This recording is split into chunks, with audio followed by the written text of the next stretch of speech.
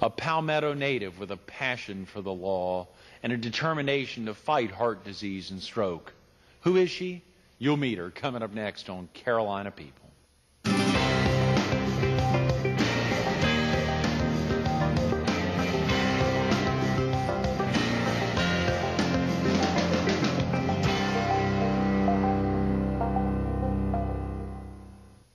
Good morning.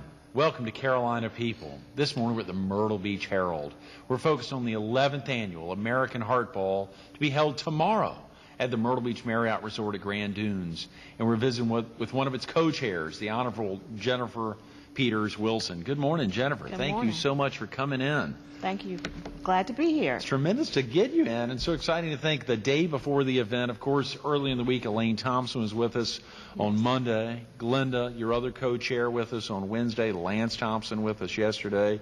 And Jonathan Formo on Tuesday, talking about that Segway and the four-wheeler that Redline's donated. It's incredible.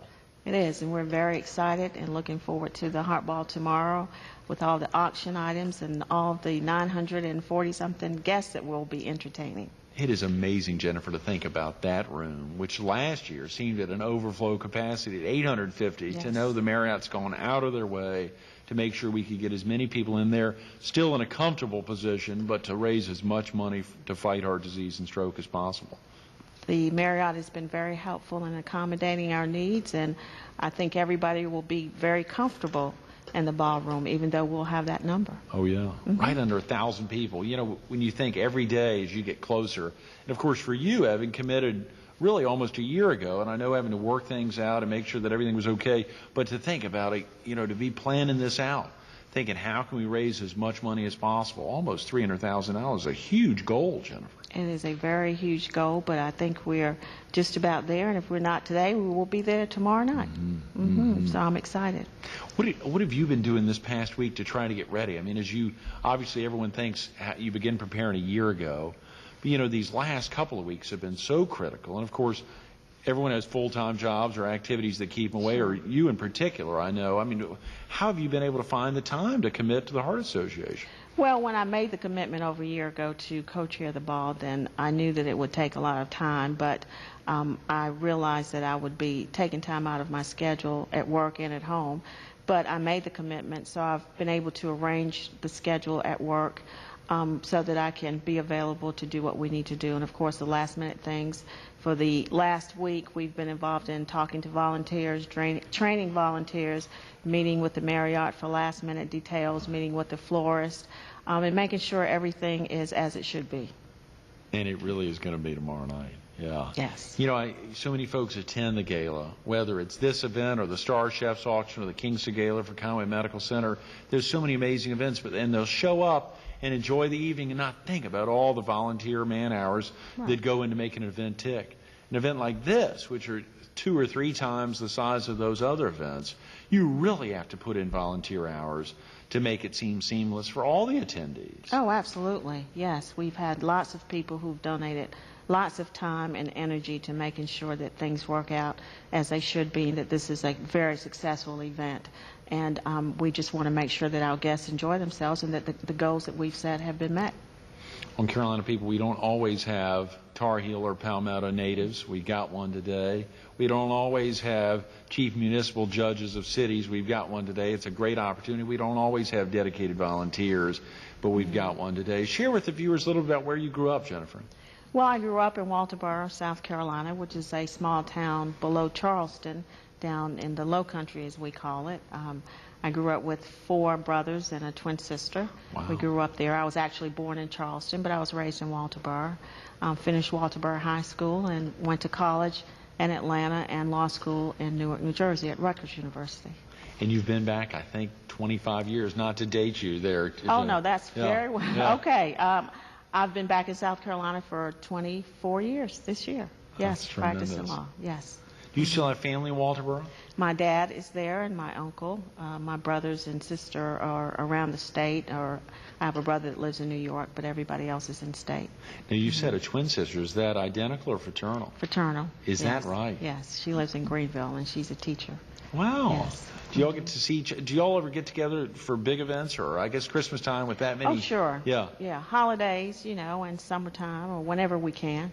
Yes, we're a very close-knit family. 4 brothers, 1 sister. That's 6 kids. I can Yes. add. That's 6 kids. That's 6 a big kids. deal. Yes, it is. It is a big deal, which is one of the reasons why I became involved in the Heart Association. As a judge, I'm limited in what I can do as far as the public and fundraising and charity events. But I chose American Heart Association to donate my time to because I am concerned about heart disease, and all of my siblings, including myself, suffer from high blood pressure. Really? I've been on medication for over 10 years now. Wow. And as you know, heart disease is a very, very powerful risk factor when it comes to heart disease. And so I wanted to pick an organization that I think that I could help in mainly making sure that people had education and they were informed of the risk and how to prevent heart disease, especially African Americans. And as an African American woman, I am twice more likely to have a stroke or a heart attack than my white counterparts. And to me, that's just amazing and astounding. So I think it's important that education is out there for everybody to find out. And through the Heart Association, that's one way of making sure that that information and education is there and it gets to the people that need to get it. Absolutely. How did you first diagnose? Was it high blood pressure? Yes. How did you first diagnose it? Or was there something that prompted you to look into it, or did a doctor? Well, actually, I was having headaches, and I went in for an eye exam one evening, and my blood pressure was extremely high. And the nurse who took my pressure asked me whether I was aware of it, and I said no. And she said, I believe you need to have it checked. And they would not let me leave that day without lying down until it had gone down. So I went and was diagnosed with it. And of course, it's controlled with medication, but it is still a very, very important factor or a condition that I have to consider, and like I said, my siblings. And now that I have children, myself, then I want to make sure that I take care of myself and that I raise them so that even though it may be genetically, but that we can get around that, and that through education and prevention that they won't have to take medicine and have to live with the risk involved with having high blood pressure. Has your husband had any, or his family members had any instances of heart disease or strokes? Well, no. As a matter of fact, no. His mom is on medication at the present moment, but my husband Ralph has not yet. His blood pressure has been fine so far, so we're glad to hear that. But I've had several family members that have had heart attacks, and my mother's sister died in a car wreck. She had a heart attack and ran into a vehicle head-on, and there are at least 2 people in my family that have had strokes. So. It's very near and dear to my heart, and anything that I can do to help prevent, heart attacks and stroke for anybody, then I'm willing to do that. My time is very limited with my work and my family. However, this is the one organization that I have a commitment to. And you can always commit time to a charity even without soliciting donations. Right. Johnny Waller was with us for a Boy Scout event, Justice Waller from the Supreme Court, talking about the Boy Scouts. And obviously he can talk about the Boy Scouts, he can talk about his involvement in the Boy Scouts, but not have to be out there soliciting funds. Hopefully it's the recognition that judges are people like everyone else, and you've got to get out and support causes that really that strike home with you. Right. And like you said, I have not been out personally soliciting funds for the Heart Association, but I have committed numerous hours and time to making sure that the Heart Ball is a success, because of course the end result is that we're raising money and meeting our goals. When you were in law school, Jennifer, I think you said Rutgers in New Jersey, had you ever thought that you'd be a chief judge? Or had you ever thought that you'd be a judge, B, that you'd be the chief municipal judge for the city of Myrtle Beach? What goes on in your mind when you end up taking a position like that, or seeking a position like that, and what were some of those thoughts in law school that you'd be doing 20 years after law school? Well, I never thought about being a judge, or thought that I would become a judge. I mean, every law student thinks about becoming a judge. I knew that I wanted to be a trial lawyer because even as a child and as a young girl, growing up in Walterboro, we would go and visit court, and of course everybody watched TV, and I always liked debates, and I liked to talk, and I knew I wanted to be a lawyer, but I wanted to be in the courtroom, and so I knew that I wanted to do trial work in criminal law, which I have spent a lot of time in my career doing, but when the position became available and I was approached about it, it seemed like a great opportunity. At the time, I was a solo practitioner in Conway, and my husband was a solo practitioner, and we had 2 young babies, and it was just kind of crazy. So the opportunity presented itself, and it's a great opportunity. And it's a way to, stay in the practice of law, but not as stressful as private practice. So I was very fortunate and blessed to be appointed by City Council 5 years ago.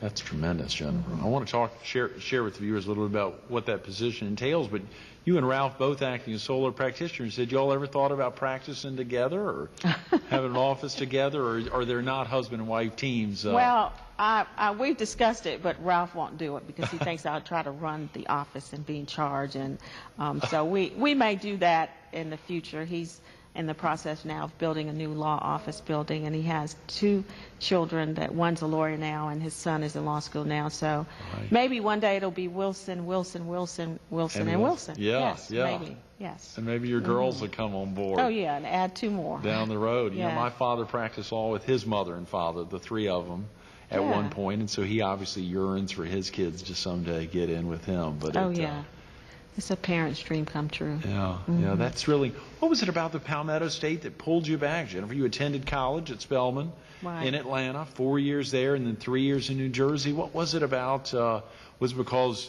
5 brothers and sisters, and they were all still close at hand? I never considered living in any other place. I always wanted to take one bar exam, and I wanted it to be South Carolina, but I wanted also to get some experiences elsewhere. I always wanted to go to school away, and Spelman College was my dream to attend that school, and I enjoyed that experience. I think as young people that we need to see as much of the world and be exposed to as much of the world as we can, and because it helps, make your life more fuller, and we grow from our experiences. And I think going to Spelman and having gone to Rutgers has made me a better person, because I've shared different experiences from people who didn't have those experiences. Have you and Ralph begun to introduce your daughters to things outside of Conway? Oh, absolutely. My children have been exposed to quite a bit. We love to travel, and we like to take them with us, and we want to make sure that they get to see as much of the world as they can. That's great. Yes. Jennifer, what exactly is the chief municipal judge? How is the Myrtle Beach court set up, and what all does that entail for you on a regular basis? Of course, our big focus is tomorrow night's event, and we've been focusing on that all week. But that position as chief municipal judge, what all does that entail? Well, just briefly, prior to my being with the city, the court did not have a full-time judge to oversee the court system, which is just not the judges, but also the clerk's office and all those people who work for the court system. And so City Council in its wisdom decided to create a position, a full-time position for an attorney to come in and basically run the court system and bring the system up into the modern day, because nobody had done that, and there's some changes that needed to be made. So in 1999, I was appointed, and as chief judge, I am over the judges, the other judges. We have 3 part-time judges, and I do the scheduling, of course, and oversee the system. And I also am a department head, along with the 16 other department heads for the city of Myrtle Beach. And being a department head means that I meet with the city manager every week, along with the other department heads, and fully participate in the goings-on of the city, which has been really a very positive experience for me. I attend budget retreats every year with City Council as a department head. So in addition to being the judge and making sure that everything runs right, I also fully participate in things that go on with the city, which is very, very good. That is not only good, but a tremendous responsibility as well. Well, yeah, it is. It is, but I enjoy doing it, and it's been very fulfilling for me. You had that practice as a solo practitioner, focusing primarily on family law as well as criminal law? Yes. Criminal law? I've been a prosecutor or a public defender in my time, and I've always, again, loved criminal law because of the trial experience. I love being in the courtroom. So my solo practice, it basically was criminal law and family law. I think you and I talked last week that you also served for 4 years as general counsel of, is it PPM? PPM Cranes, which is now relocated to Milwaukee, I believe. But that's one of the great things about being a lawyer. You have a law degree, and you have the opportunity to explore many different aspects of the law, and which has made my career very rewarding and very exciting. But I did serve as general counsel for that company, and my role was mainly to oversee their products liability litigation. When someone was injured or killed on a crane, and they would sue the company, my job was to hire lawyers all over the country and where the accident occurred, and to monitor the litigation. I attended trials and settlement conferences, and participated fully because we had $1 million self-insured retention, which meant that I had to decide how to spend it, when to spend it, when not to spend it, before our insurance kicked in. So that was very exciting as well. Quite different from my other legal experiences, but they all work together. They're all intertwined, and again, that's a great thing about being a lawyer. And to think about that, growing up in Walterboro, you made that decision at an early age. You wanted to get into the law. I mean, studying political science at Spelman, obviously then quickly rolling up to Rutgers. But I mean, you said that earlier. There was really an early inspiration, whether it was on TV or seeing folks? Well, it actually was being in a small town that as a child was fully segregated. I felt very powerless. I went to segregated schools until I was 15. I sat in doctor's offices that were separate doctor's offices. I remember vividly going into a dentist's office and having to go around to the back door. I remember using separate bathrooms, and as a child, it just baffled me that it could be that way. And I just felt back then that the only way I could get some kind of power and have some kind of effect on things changing and people being treated equally was to go into the law. So as 5 or 6, 7 years old, I decided that's what I wanted to do, and I was blessed because I was always smart and I could make the grades. I knew I would have to work hard to do that, but it was always my dream. 35, 40, 45 years ago, you're talking about instances within, I mean, easily imaginable in in someone's life, your life. How will you ever be able to talk to your girls about that, or how can you? I mean, it's not like you're talking about your great-grandparents or Civil War time. I mean, you're talking about something within your lifetime. Oh, something absolutely. you can imagine. I mean, I just can't even fathom that. Oh, I lived it. I just can't fathom it. Lived it.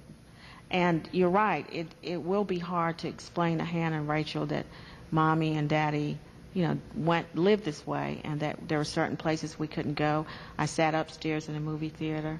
I remember when it was integrated. They can't fathom that, but it's important for them to understand, I think, from whence we've come. I really think that's very important. But having those feelings as a young child really pushed me towards being a lawyer. And I didn't know any lawyers, of course, back then, but it was my dream, and it always has been. And having gone to Spelman, which is an African American school for girls, just reinforced my confidence. And I was taught at Spelman that you could do whatever you want to do. You can compete with anybody in any institution of higher learning. Whatever you choose to do, you can do it. And that was very good for me. So my dreams came true. It's a school for girls. It's still the same school that Bill Cosby has committed $22 million to. Yes, he has. What prompted that level of gifts to a all-girls school in Atlanta? Well, his daughter attended the institution, but he and his wife have always had interest and Spelman. And Morehouse is the all-male school, Right. which is right across the street. That's where Martin Luther King graduated. He graduated from that school as well. And it's just unimaginable. It's fascinating having grown up in the 70s and trying to imagine something you're talking about in the 60s and 50s. I mean, late 50s, early 60s. I mean, that's incredible, Jennifer. Yes, and I graduated from high school in 1973, and the school's integrated. And when I was in the 10th grade, which would have been 71, and I remember the first day of school, and the National Guard was there. That's incredible. I mean, obviously, that's not something that would normally cause someone to. I mean, it just seems so incredible that obviously, big day tomorrow, tremendous focus. If someone doesn't have a ticket, obviously, it's going to be difficult to get one. Yes. But there would be an opportunity for someone still to be involved today. They've got time in the office to volunteer time to get in there to answer calls. What are some other things that folks need to be thinking about to get ready for tomorrow? Just make sure you have your dress and your tuxedo, and if you don't have a ticket, call the office and see if there's somehow we've got some available. We will try to be as accommodating as we can. Yeah, absolutely. You know, the great thing is to begin thinking about February 22nd, 2006, because that's when the next Hardball is back at the Marriott. You can start lining up corporate tables or otherwise. You know, when you think about an evening like tomorrow night, a 6-hour evening, Jennifer, from 6 to midnight, Yes.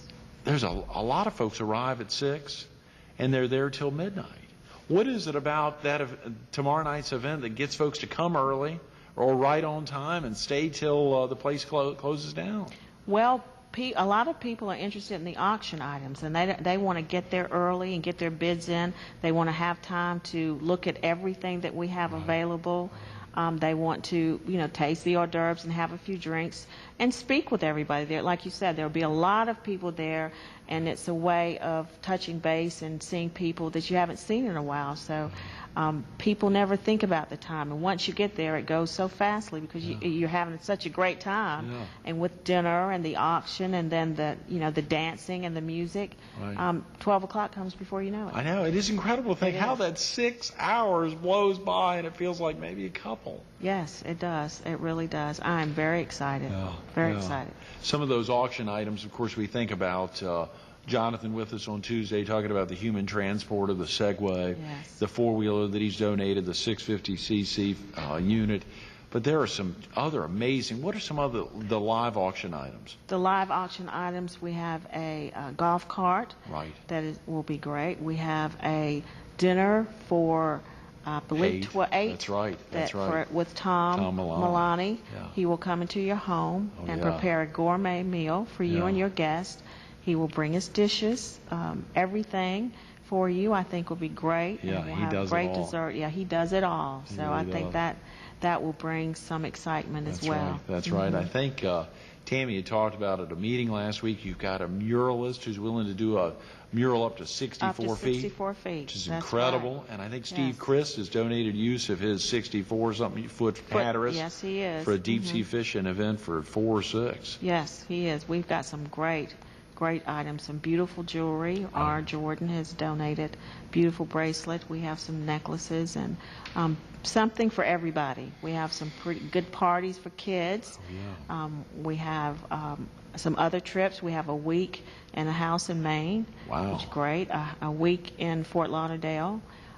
We have something for everybody. We just want you to come out and have fun and get what you want. Oh, yeah, and you hear these kind of items, you think, oh, my God, I can't afford something like that. But there are items that folks will be there $75, $100, $150, and there's an opportunity to buy some bags that are valued at $50+ at least. At least. 100 bags at $50, and I think someone has a chance to win. Is that, $1,000. oh, come on, Yes, $1,000. cash. Cash. Yeah, that's an Yeah, exciting that's something opportunity. new this year. That's so, right. Yes. We have our little red bags look for your bags because we'll only have 100. Right. So the first 100 people will get an opportunity to win $1,000. Which is a big So, yeah. opportunity. You think about the tremendous menu. Of course, Glenda and Elaine early in the week talking about, I think even reading that menu off Yes. is incredible. Oh, yes.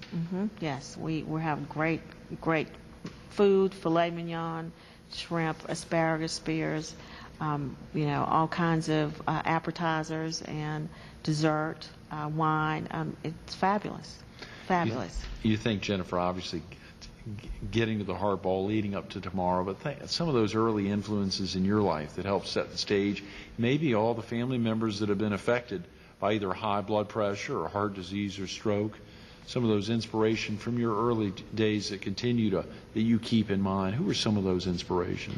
Well, actually, my sister and I have a friend who, he was 35, who just dropped dead of a heart attack. No prior history and no problems with, heart disease. And like I said, my aunt died, my mother's sister, and she'd had a heart attack. And I just always, thought about that. And Ralph and I have a friend who was a lawyer in Columbia, Joe Shine, who's in great shape. He jogged. I mean, he's a very healthy, otherwise healthy person. And he also collapsed just within the last year with a heart attack and died. So, again, it's just something that's always stood with me. I lost my mother to lung cancer, and she died at 55, and my oldest brother died at 48 with lung cancer. So that is also a concern of mine. However, both my mother and my brother were heavy, heavy smokers. Of course, needless to say, none of us smoke. But because of the high blood pressure problem with my siblings and myself, and my dad is also on medication, then this is why I've devoted my time to the Heart Association. Jennifer, thanks so much for being with us this morning. Oh, it's been my pleasure. Absolutely. Stay tuned to more Carolina People with the Honorable Jennifer Wilson coming up next.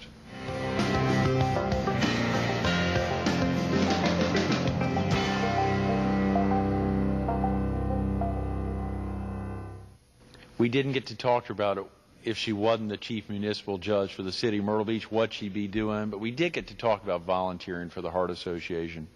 We didn't get to talk about raising 2 daughters, but we did get to talk about a tremendous goal that's going to be hit tomorrow night. We didn't get to talk about all the committees that lead up all year long to make tomorrow night's event successful, but we did get to talk about some of those early inspirations that remind you of why fighting heart disease and stroke, or fighting whatever disease afflicts somebody in your family or someone you know and love. Heart disease is the one. It kills more than any disease in America. #1 killer in America. Stroke's the #3 killer. Those two combined are being fought tomorrow night. You've got a chance to make a difference. You can call the American Heart Association at 843-626-3939. Ask them what you can do today to help, to come into the office, to answer phones, to file papers, to make table tents, to fill out bid sheets. You can be a part. If you can't get in there tomorrow night, then you can be a part. You can make a donation. Fighting heart disease and stroke is what it's all about. Give them a call, 843-626-3939.